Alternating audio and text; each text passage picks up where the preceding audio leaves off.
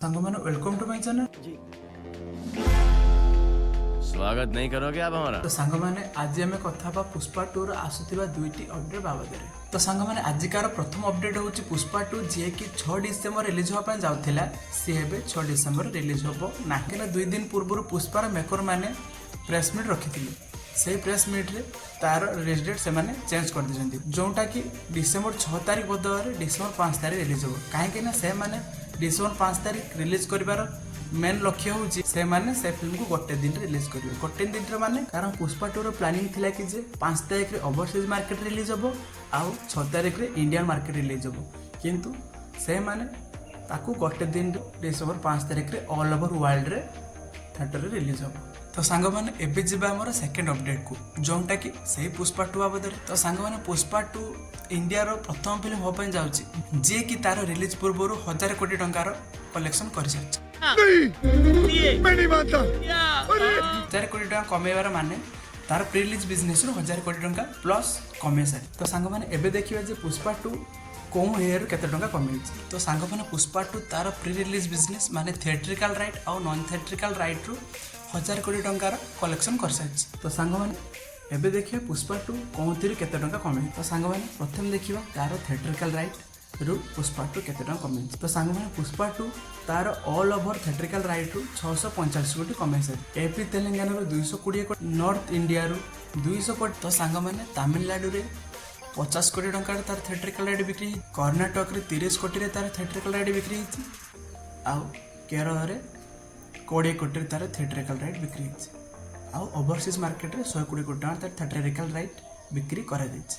All total तार theatrical right बिक्री करा हिची 640 कोटी टंकार। से पुणे रिफंडेबल एडवांस बेसिस रे बिक्री करा हिची। रिफंडेबल एडवांस बेसिस माने धरिनो नॉर्थ इंडिया रो थिएट्रिकल राइट 200 कोटी बिक्री करा हिची। जदी गोटे हिट वर्डिक्ट चाहिबो कोंटू ना नॉर्थ इंडिया रो ताले ताको मिनिमम 200 कोटी टंकार शेयर कलेक्शन करिवार अछि। तो सांग माने धरिनो पुष्पा 2 तार नॉर्थ इंडिया रो शेयर कलेक्शन 200 कोटी बदले 200 कोटी अधिका कलेक्शन कला। 200 कोटी शेयर कलेक्शन रु आउ जति अधिका पुष्पा 2 इनकम करिवो तार डिस्ट्रीब्यूटर आउ प्रोड्यूसर मध्य रे जो एग्रीमेंट हिथिवो एग्रीमेंट हिसाब रे गोटे कमिशन थाए। से कमिशनटा किछि पैसा डिस्ट्रीब्यूटर पाखु जीवो आउ किछि पैसा प्रोड्यूसर पाखु जीवो। आउ जदि पुष्पा 2 200 कोटी शेयर कलेक्शन रु कम शेयर कलेक्शन कला ताहले पुणी से एग्रीमेंट बेसिस रे जति पैसा बाकी रही धरिनियो पुष्पा 2 150 कोटी टंकार शेयर कलेक्शन करछि ता माने 50 कोटी टंका बाकी रही। तो से 50 कोटी बाबद रे जति तांको मध्य डिस्ट्रीब्यूटर और प्रोड्यूसर भितर एग्रीमेंट थिबो से एग्रीमेंट हिसाब रे प्रोड्यूसर डिस्ट्रीब्यूटर को पैसा फेरेबो। तो तार थिएट्रिकल राइट छाड़ देला पर आउ नॉन थिएट्रिकल राइट रोज। नॉन थिएट्रिकल राइट भितर डिजिटल राइट, सैटेलाइट राइट आउ म्यूजिक राइट बा ऑडियो राइट रोज। पुष्पा 2 रो डिजिटल राइट 275 कोटी टंका नेटफ्लिक्स के नेज ऑल लैंग्वेज। पुष्पा 2 रो ऑडियो राइट अछि टी सीरीज पाखरे 65 कोटी टंका के नेज। तार ऑडियो राइट को छाड़ देला पर तार बाकी रही सैटेलाइट राइट। सैटेलाइट राइट को सब वर्जन रे 85 कोटी टंका बिक्री करे। पुष्पा 2 रो डिजिटल राइट नेटफ्लिक्स पाखरे अछि ता मध्य फ्लेक्सिबल डील हिची।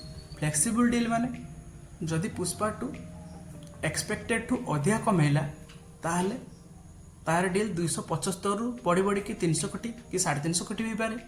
पुष्पा 2 जदि एक्सपेक्टेड रु कम कमेला ताहले ताहा 275 कोटी रु कमी 200 कोटी ही पारे कि 180 कोटी भी ही पारे। किंतु जदि हम पुष्पा 2 रो बजेट देखिबा सेटा होची 400 रु 500 कोटी मध्य रे। सबुठार बड़ कथा होची कि पुष्पा 1 जोंटा कि 2021 डिसेंबर रिलीज हेतिला तार लाइफ टाइम कलेक्शन थिला 350 कोटी। तो सांग माने पुष्पा 2 रिलीज पूर्व तार प्री रिलीज बिजनेस रो ही 1065 कोटी टंका कमे सारिछि। पुष्पा 2 रिलीज पूर्व ही हिट हो सारी। एथिरु ही आपण अंदाज लगांतु जे पुष्पा 2 रो हाइप एबे केमिति। तो सांग माने आपण माने जानि आश्चर्य हेबे कि पुष्पा 2 एबे इंडिया रो एमिति फिल्म हो सारी जे कि बॉक्स ऑफिस कलेक्शन रे गोटे हिट रो टैग पाया पे हेले ताकू 1200 कोटी टंका ऊपर कलेक्शन करबे पड़िबो। तो सांग माने पुष्पा 2 कोन 1200 कोटी टंका थिएटर कमे पारिबो आपण कमेंट करी निश्चय जणाइबे। वीडियो पसंद आसले वीडियो को लाइक करिवे, शेयर करिवे, बहु मात्रा सब्सक्राइब करिवे। तो करना करो ना भाई। ପୁଣି ଦେଖାବା ଆଉ ଏକ ଭିଡ଼ିଓ ରହୁଛି। ଧନ୍ୟବାଦ।